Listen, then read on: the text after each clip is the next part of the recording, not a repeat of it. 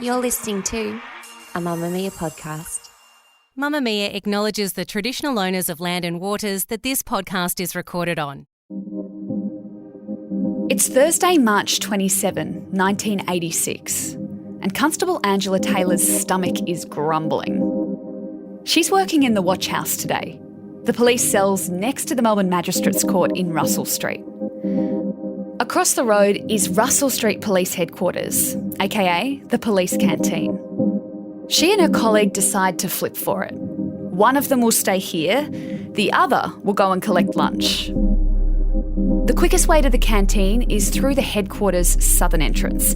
It's a huge maze of departments in there, 12 stories worth, and is well known as the symbolic heart of policing in Melbourne.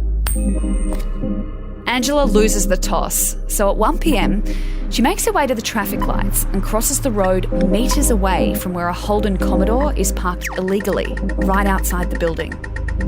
Seconds later, an explosion. Russell Street 750. Russell 750. 750, I presume you heard that loud explosion right next to you? Russell 750, it totally shattered our windows. Russell Street 306 away. Explosions that took place outside the front of the complex. There's mess everywhere. Roger that, Russell Street 306. All units approach with caution just in case there's a second. The explosion sends shrapnel flying as a giant fireball engulfs the Commodore. Injured people lay moaning all over the road and surrounding street as a thick plume of smoke snakes its way into the sky. It looks like a war zone. Angela has been hit with the full force of the bomb. Her shoe is on fire. Her shirt is torn from her body. She's covered in horrific burns. She staggers across the street into the magistrate's court, where a lawyer quickly smothers the flames and comforts her as they wait for help. Dozens are hurt, but none as bad as Angela. A policewoman received burns to 80% of her body and is one of the most critically injured victims. She will become the single fatality from the Russell Street bombing. The first female police officer to be murdered in Australia in the line of duty at the age of just 21. It was a crime that terrified the country, an act of pure evil by a gang of criminals with a hatred for authority.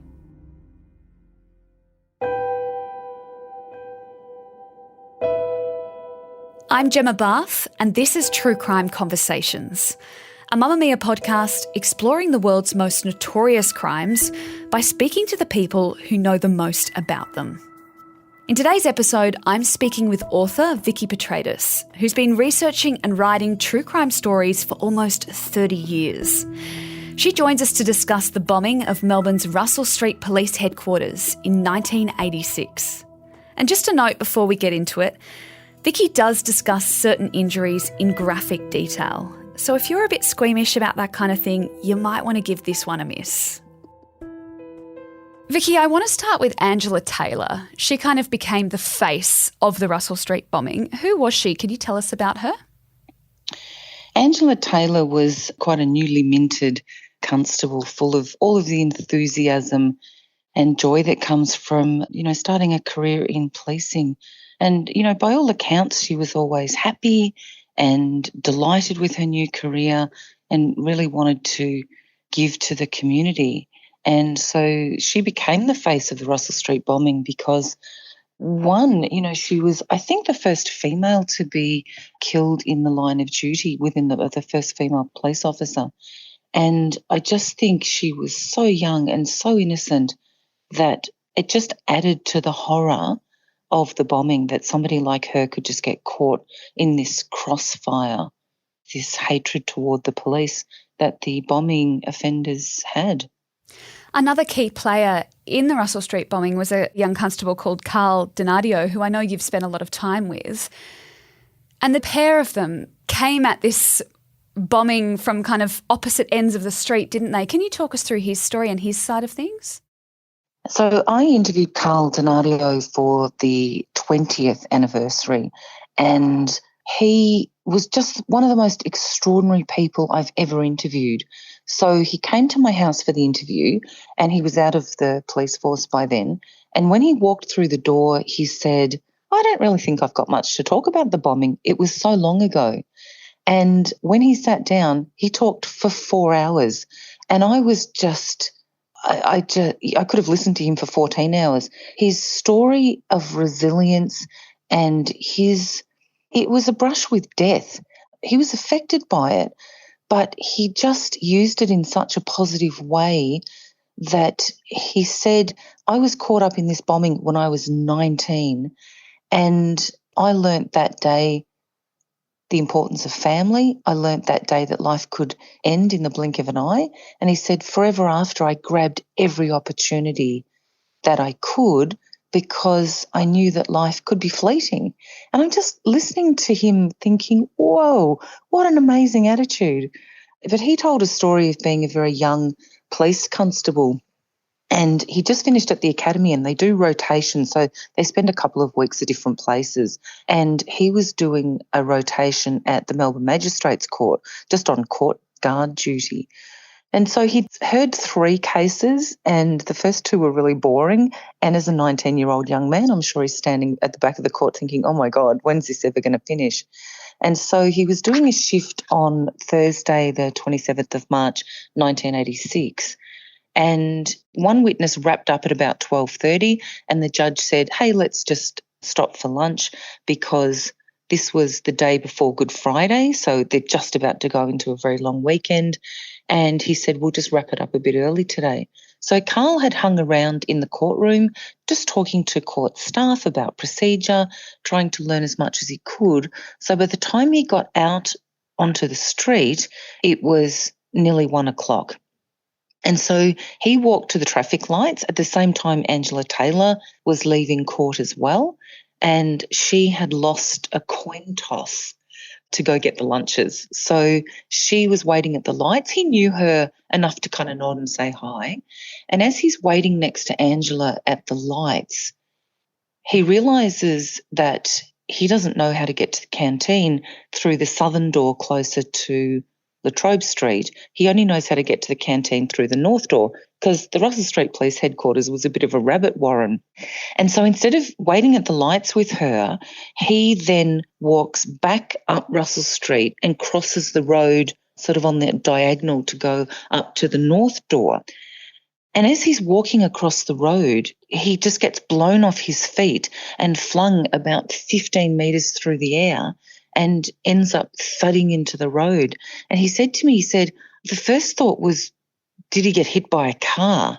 Because how else does this happen? Then the explosions, because there was the initial explosion that blew him 15 metres up the street, but then it was followed by a series of other huge explosions. And he talked to me about how he tried to get up, but he couldn't, and he touched his leg trying to move it. He couldn't move his leg, and literally his fingers kind of went into this really deep wound in his leg. And so he's just lying there, the explosions are going off, and luckily for him there were 2 police women who were on the Russell Street building side of the street, and they ran out and dragged him sort of to safety as these explosions are going off. And it just, Melbourne turned into a war zone. I interviewed another guy, a guy called Bruce Knight, who was an inspector at the SOG, and he told me that he was standing at his window in the Russell Street Police headquarters where the Special Operations Group were, and he just saw a bus pick up a whole bunch of people waiting outside the Russell Street building, and the bus had just pulled out, and then the traffic lights had gone red, and it sort of temporarily almost emptied the street of traffic. And he said the next thing he knows, he sort of feels the percussion of the explosion, and he described to me looking out the window and seeing the bonnet of the bomb car flying up past his window. And so all of these people in the Russell Street building, it immediately shattered all of the windows at the front. It was interesting, 60 Minutes a couple of years ago did a recreation of the bomb, and they put the same amount of gelignite in a bomb right in the middle of like a paddock, and you could see the percussive blast, and it's like, it just occurred to me, that's what shattered all the windows. They were just lucky in the Russell Street Police headquarters that they had these really heavy drapes across the windows of D24, so that while the windows all shattered, the glass kind of hit the fabric, which provided a bit of a barrier from it shooting across.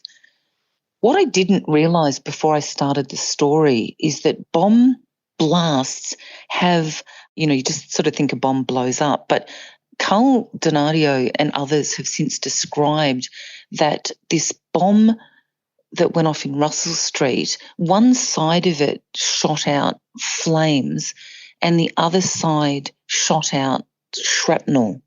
And so what Carl was hit with was he was hit with the shrapnel side of it.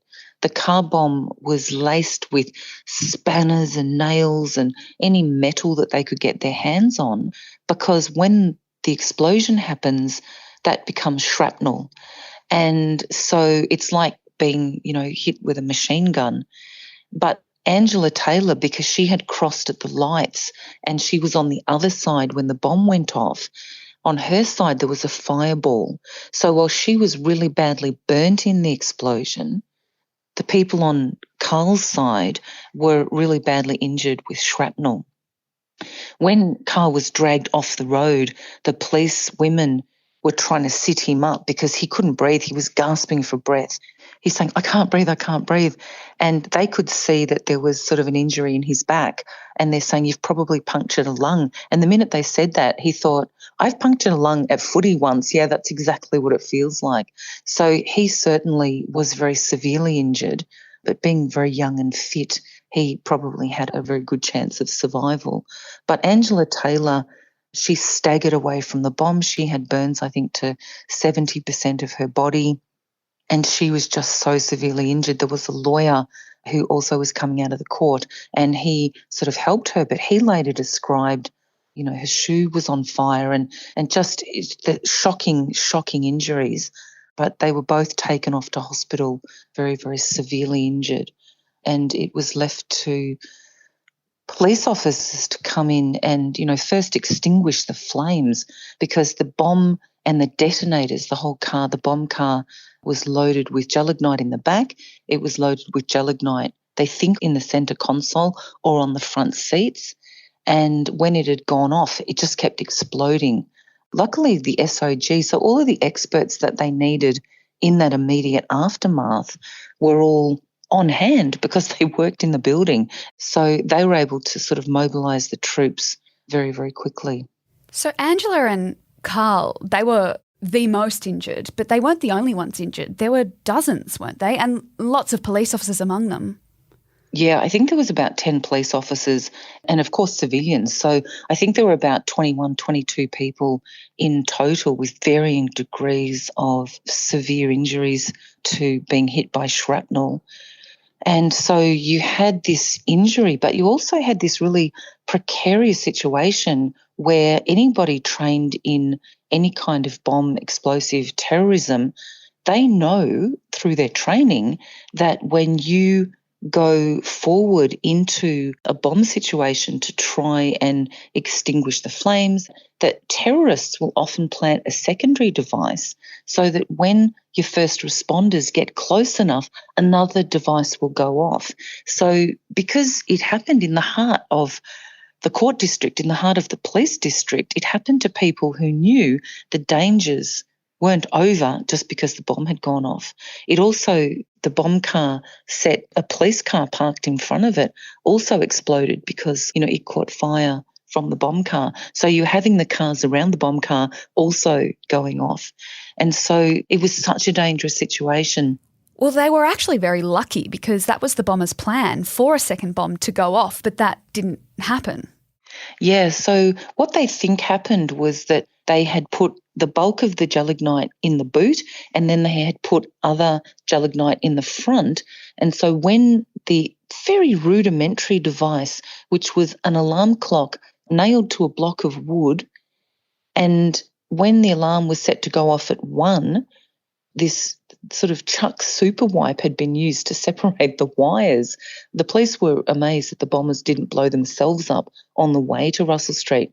But what they think happened is that first explosion dislodged wires and therefore you didn't get the full blast, because there was certainly in the debris, there was unexploded gelignite and detonator cords all over the road, and they're popping like guns as the police are moving forward to try and control the explosions. Well, you said before, you described it as a war scene, and with all of these injured bodies and shrapnel and fireballs, like this was so out of the ordinary for a Melbourne society, wasn't it? Because it was the first time they'd had kind of like a terrorism bomb situation on their doorstep. I think for a lot of police, and certainly for the people of Melbourne, it was beyond belief. And I remember on a personal level, I had got married in the February of 1986, and my bridesmaid, Jane, was joining the police. We got married on the Saturday. She was going into the academy on the Monday. And so when this happened in, March of 1986, like my friend was in the academy training to be a police officer, and there you have an attack, such a volatile and explosive attack at the door of D24 and the Russell Street Police Headquarters, and it was an attack on police. And I remember just being really frightened for my friend, and so it's like, oh my God, who's out there that's targeting police? But certainly that night on the news, people were saying it's like Beirut, and we were looking at Beirut on the nightly news as having, car bombs go off and being a war zone, and all of a sudden our little streets of Melbourne are like a war zone. So it was beyond belief. Because it wasn't just like it was a courtroom and a police station attached. This was, to give people more context, it's like a police hub, isn't it? It's got like all of the major departments for Victoria. Yeah, so I had spent as a crime writer, I went to Russell Street, anyone that you ever wanted to interview. So Homicide were at Russell Street and SOG were at Russell Street, D24 were at Russell Street, all of your major crime squads were at Russell Street. And it was, I guess the elite squads, the SOG was certainly, these elite squads were all housed at this huge big police complex. What was really, really disturbing to me, I'm also a teacher, is that if you took kids to D24 for a school excursion, you lined them up right where the car bomb was. So because it was Holy Thursday going into Good Friday and then the Easter break, it was just lucky that this was quiet, because on any other given day, you could have had, a whole classroom of kids lined up right there waiting to go into D24 for their school excursion. So what I think terrified people more about the Russell Street bombing was that when those bombers parked that car there and then left the scene, they did not know, babies, children, adults, old people, young people, they did not know who would be a victim of the bombing.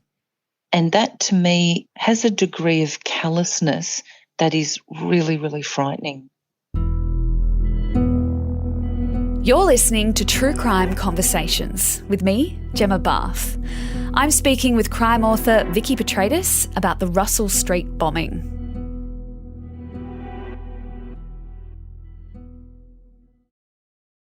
I want to get back to the two main victims for a minute, because both Carl and Angela were taken to hospital.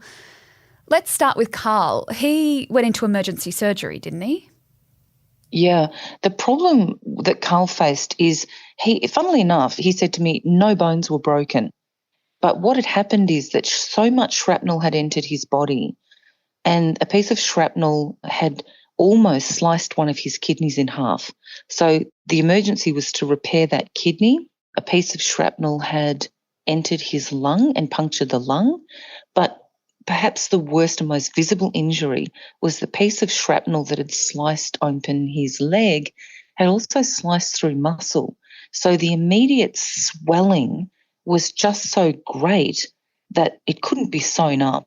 So for weeks and weeks and weeks, there was this really delicate operation of kind of trying to expand the skin and get the swelling down so that they could actually repair this horrible gap. He did kind of laugh when he was explaining that, because he was lying on the hospital bed, and when his sort of young cop mates would come in to visit and they'd see this wound that had to be left open, and there were a few that sort of passed out, which he thought was hilarious. One light moment in a whole lot of horrible moments. But he talked to me about these young recruits coming in to visit him. He said because all of the adults and his parents and his family and even the Chief Commissioner McMillan visited him quite a few times. But he said everybody that came in was so serious, and he said his mates could just laugh at him and he could just be a normal young man again. And so he was forever grateful, I think, that those friends, the ones that didn't faint, were able to come in and, provide him with some company. And he talked about his mum and dad kept bumping into Angela Taylor's parents at the canteen and got to know them because, see, Angela, whilst she had terrible, terrible burns that were almost unsurvivable, that death doesn't occur straight away. So this took weeks. So Carl Donadio's parents are in there, they came down from the country and they're in there sort of every day and spending time with Angela Taylor's mum and dad. And Carl's mum went in to visit Angela and sat by her hospital bed.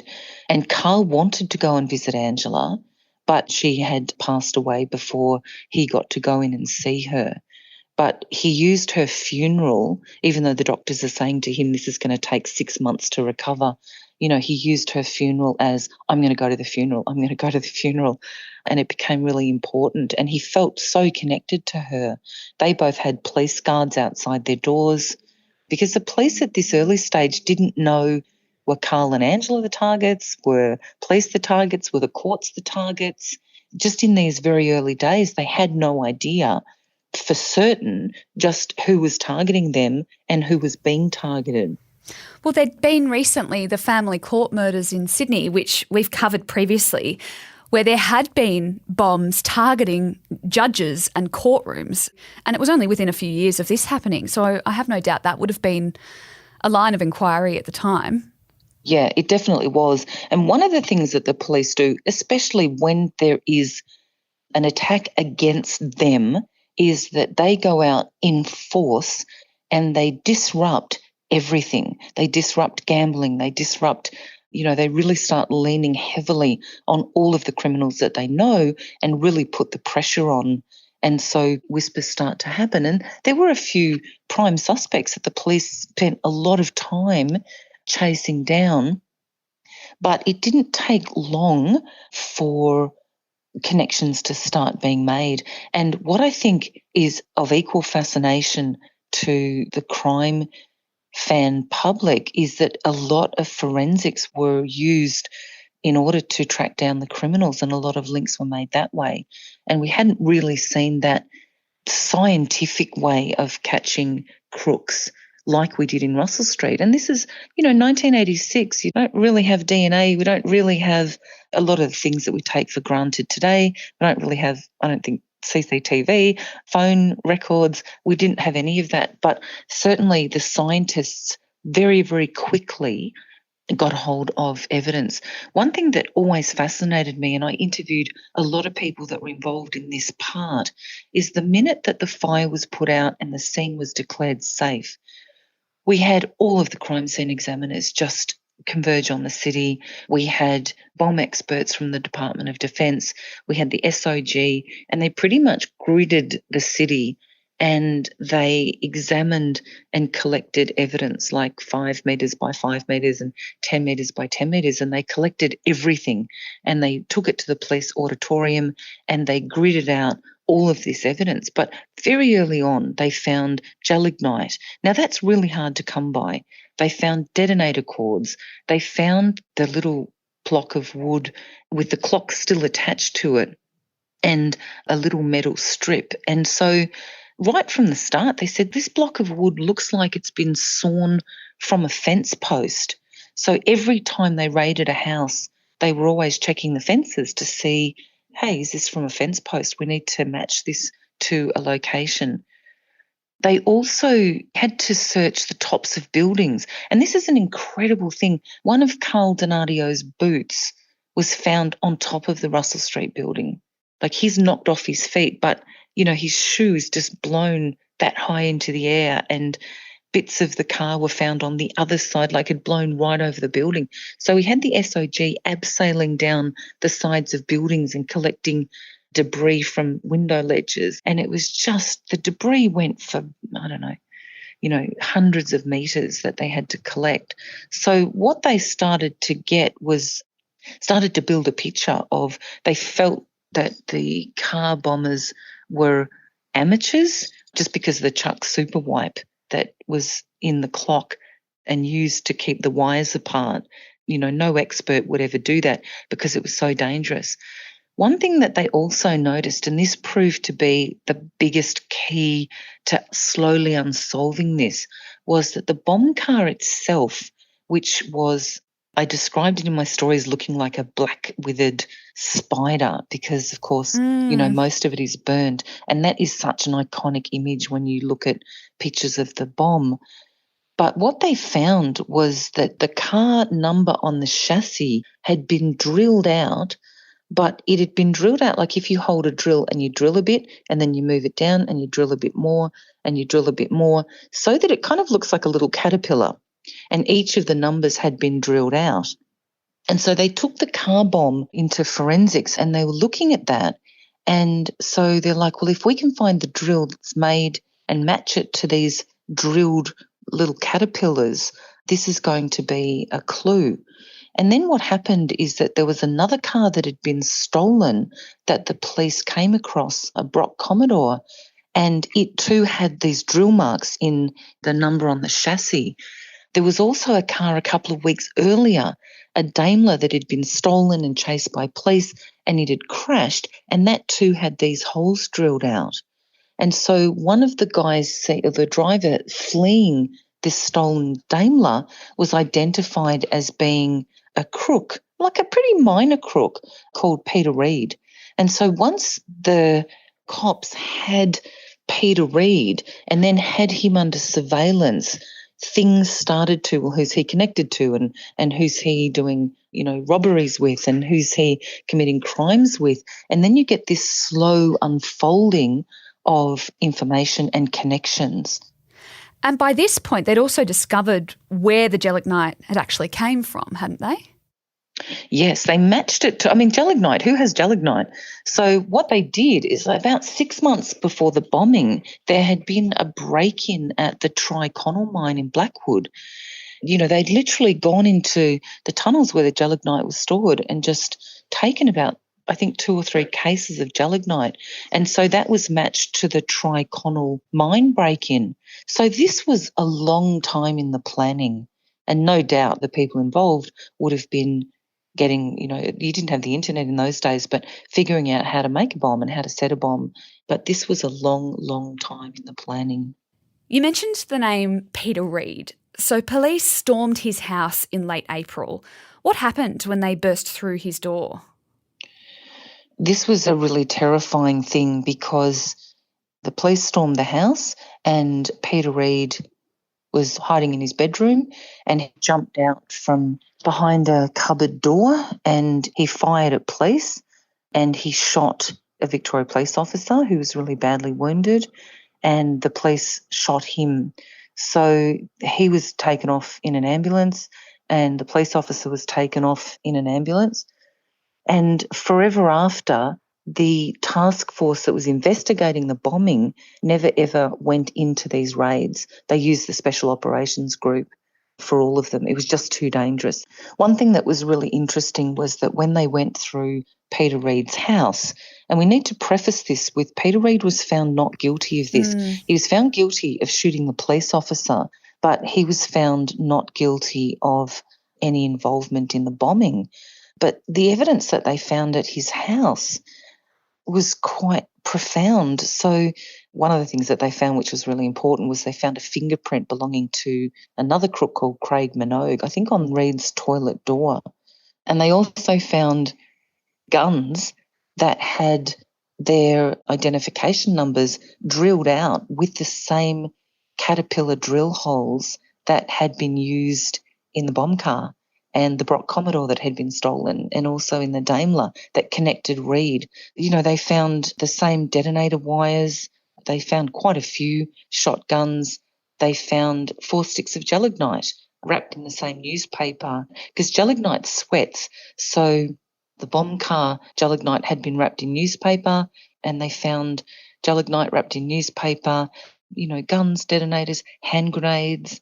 But it really was a bit of a goldmine for them because they found so much evidence that was linking him to the bombing.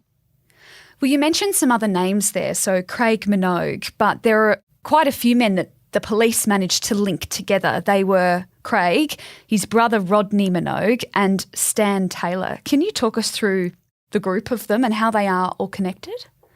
Yeah, so while the police were looking for connections between these people, they quickly found out that, I think the Minogue brothers had served time. Stanley Taylor was an old-time crook. He was a lot older, like he was in his early 50s, but Craig Minogue was 26. So he was kind of maybe the brains trust. It was hard because in the end they all blamed each other. But certainly the police kept searching and they found another guy that was connected to the bombers. So after they had arrested Peter Reid for it, they raided Reid's brother Stephen Komiazik. They raided his house.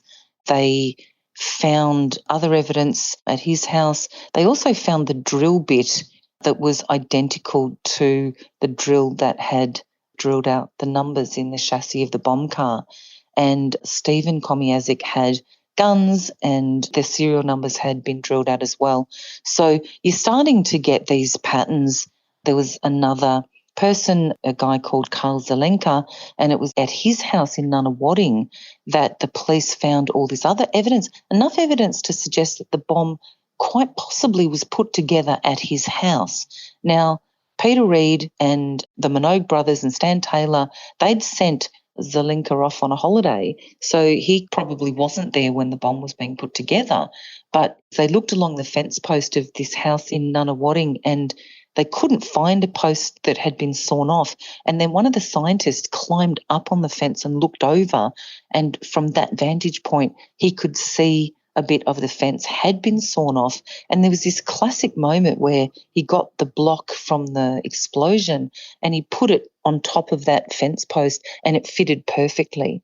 So they started to piece together things from this house in Nunawading that they're thinking this is where this all happened. Also too, they found at the house in Nunawading, they found items like cigarettes and lollies that had been stolen from a milk bar robbery. And how this was connected in the bombing is that in the milk bar robbery, the thieves had taken like a plastic crate and loaded everything up in. Now, that plastic crate or parts of it were found at the bomb site, that's what the gelignite had been packed into. So they started to make all of these connections where they're like, this is all falling into place.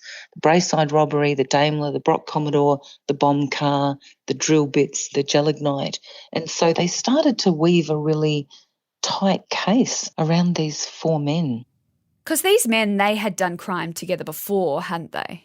Yeah. An armed robber who later gave police information, Paul Hetzel, he talked about the fact that he'd met Stanley Taylor in jail, and when they all got out, they were doing armed robberies together. And he said in a later interview they were known as the Animals because not only did they do armed robberies, these things were accompanied by incredible violence that Paul Hetzel had found really disturbing.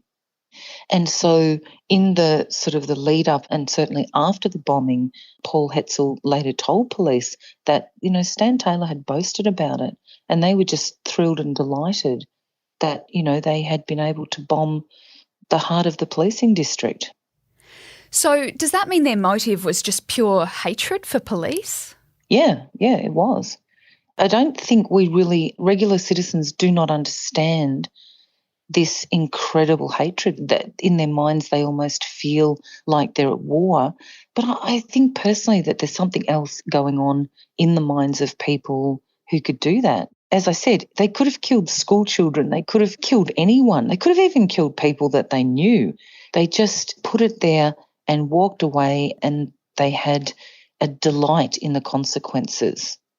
But another thing also that the police had connected was that while all police resources had rushed into Russell Street on that day, there was an armed robbery in an outer suburb, and that's where the Brock Commodore came in, where the armed robbery had happened. And what they think, they started to form this idea that they had set the bomb in the heart of Melbourne and then they'd gone over where they knew that there'd be no police to pursue them, and they committed an armed robbery a couple of hours later on that day. And, of course, the Brock Commodore too had the drilled out chassis numbers. So, you know, there's so much to connect these bombers, but unfortunately in court, they weren't all convicted. No. So Paul Hetzel, the man you mentioned that was part of the group and then decided to leave, he was the one that kind of really became a key witness and gave police a lot of the main clues in the end, or a lot of the connections that they needed. But then when we get to court, what happens there? Because each of the men have a different outcome, don't they? Yeah, they certainly do. Stanley Taylor was, as I said, an old-time crook. So he was given a life sentence. So Stan Taylor was never going to get out of jail. Craig Minogue was given a life sentence, but he got a 28-year minimum. His brother Rodney Minogue was acquitted, and Peter Reid, while he was found guilty of the shooting of Mark Wiley, the police officer, he was found not guilty of the bombing. And it's hard, I don't know. Is there justice in the justice system? This is a question that I am grappling with on a daily basis. But sometimes you get evidence that's inadmissible, the jury doesn't hear the whole story, and certainly I guess the police would have been very disappointed that they didn't get all of the people convicted, particularly that there was such strong connections. But Peter Reid did do jail time, and ironically I ended up writing a bit about him when I wrote about Lawyer X, because he was in jail with Terry Hodson, and Terry said to his daughter Nikki, hey, go visit Peter, he doesn't get very many visitors. And they ended up partnering and having a child together. So when the Hodsons were murdered, certainly Peter Reid ended up in that vicinity. He did change his name back to Peter Komiazic, and that's why you see him in later bulletins in the news with a different surname, but that's him. And what was really interesting, after the court case happened and he was found not guilty but served his jail time, Craig Minogue, in the meantime, got a PhD, and he really challenged, he wanted to apply for parole. And then the Victorian government changed the law and said, you know what, if you kill a police officer, you never get out. So Craig Minogue put on his smarty pants, and he's constantly challenging that. But about a year ago, right when it seemed like he might be making headway in that challenge, the police all of a sudden charged both him and Peter Reid, now known as Peter Komiazic, with historic rape charges from 1985-1986. So in the lead up to the bombing, they've charged them with historic rape charges. So I think, to me as a crime writer, in my mind, it's like if the police are saying to him, you know, you can do whatever you want to try and get out, but we'll just get historic charges against you, because no doubt they did so much other bad stuff. These people are not good people.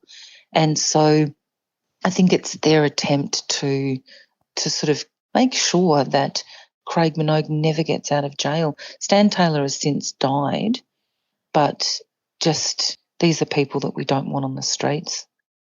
I do want to revisit Paul Hetzel for a moment. He was the key witness that we mentioned. He actually claims that the gang, or the ones that were put into prison for the bombing, took revenge on him for speaking to police in 1992. What does he claim that they did? Well, this is just such a tragedy for him, because he was very close to his partner's granddaughter, Prue Bird, who was 13. She felt like his daughter. He didn't have his own children, and they were very close. And at the time when the bombing had gone off, he claims that Craig Minogue had said to him, you better keep your trap shut, because wouldn't it be terrible if anything happened to Prue? And so it really put the fear of God into Paul Hetzel, because there was a clear threat against this child. Now, nothing happened right then, but a couple of years later, Prue vanished and was never found. So later on, a crook who had been responsible for killing 2 girls, the Bega schoolgirl murders. He did confess to it, but, there were later links that he'd served jail time with the Russell Street bombers and there were connections. And I think Paul Hetzel, in his mind and in the mind of his partner, are very clear in their belief that this was retaliation from him talking to the police. And that's known as being a dog. And in the criminal world, that's the worst thing that you can be. And so I guess in the wash, it really means that you've got Prue Bird as a victim and you've got Angela Taylor as a victim and you've got these, a teenager and a young woman who have paid the price for their hatred.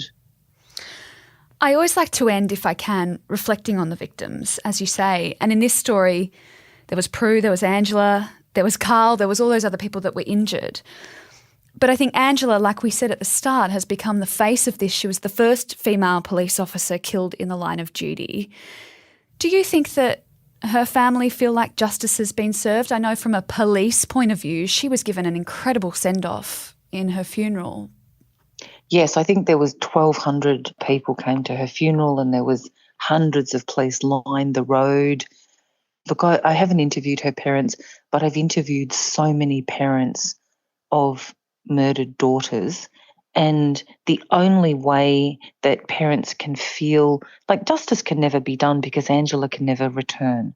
So for them there is no justice, I'm guessing. But what I do know when talking to Natalie Russell's parents about the Frankston serial killer, all they want is for Denya never to be released. And I'm guessing that Angela Taylor's parents feel exactly the same way. Now, what I find really interesting is Craig Minogue has a doctorate. I'm studying my doctorate at La Trobe Uni, which is a bit creepy because that's where he did his. But he has a website that he's not doing himself because he has no access to the internet. But what I found really haunting was that he's writing letters to someone who's publishing them on his website. And there is a letter from Craig, an update from Craig, on the 27th of March, and this is going back about 6 years, I think, because he's marking the 30th anniversary. Or not marking it, he's commenting on it. And this is a really interesting thing because I think he thinks this shows some sort of awareness. As a crime writer, I think this shows that he's still incredibly dangerous and he's got no idea what he did. So I just want to read a little bit from this letter because it's chilling. He said, "This is the 27th of March. It's the 30th anniversary of the Russell Street bombing. I've long ago apologised for and said I'm sorry for the crimes I committed. But I do wonder about the whole notion of having anniversaries of such events. But if the victims of such events want to do something, then I feel it should be a private matter for them. I'm told that elements in the mainstream tabloid, like media, are going to run stories on the 30th anniversary. The media present these stories as a kind of memorial to victims, but they run these stories for their own vested interests." And he says, "I don't need or want to be reminded of it because I, like everyone affected by the crime, live with the consequences every day." My mouth is literally gaping. Yeah. He seems to be so disconnected from the fact that a young woman lost her life. A young police officer lost her life. Many others were injured. Like, he hasn't even mentioned, wow. And he said, and I've heard Denya says exactly the same thing, "I said I was sorry. What more do they want? Like, I said I was sorry ages ago." And the thing about Minogue is that when he was in jail, I think when he was on remand, he was part of a huge violent protest which led to the Jika fire. I think 8 people died there.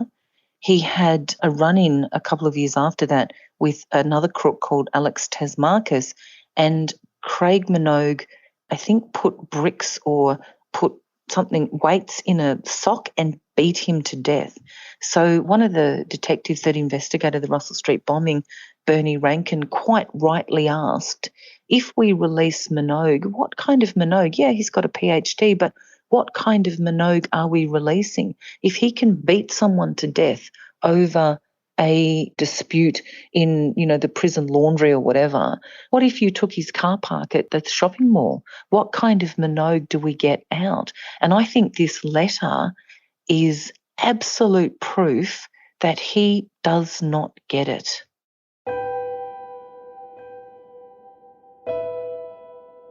Thanks to Vikki Petraitis for assisting us to tell this story. As I mentioned at the start of this episode, Vikki's been writing in the true crime space for almost 30 years.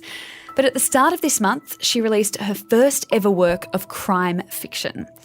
It's called The Unbelieved, and it's the winner of Alwyn and Unwin's very first crime fiction prize. You can find out more about it through the link in our show notes. True Crime Conversations is a Mamamia podcast hosted by me, Gemma Barth, with audio design by Rhiannon Mooney. The executive producer is Gia Moylan. If you enjoyed today's episode, let us know. You can leave a review on your favourite podcast app or send an email to truecrime@mamamia.com.au.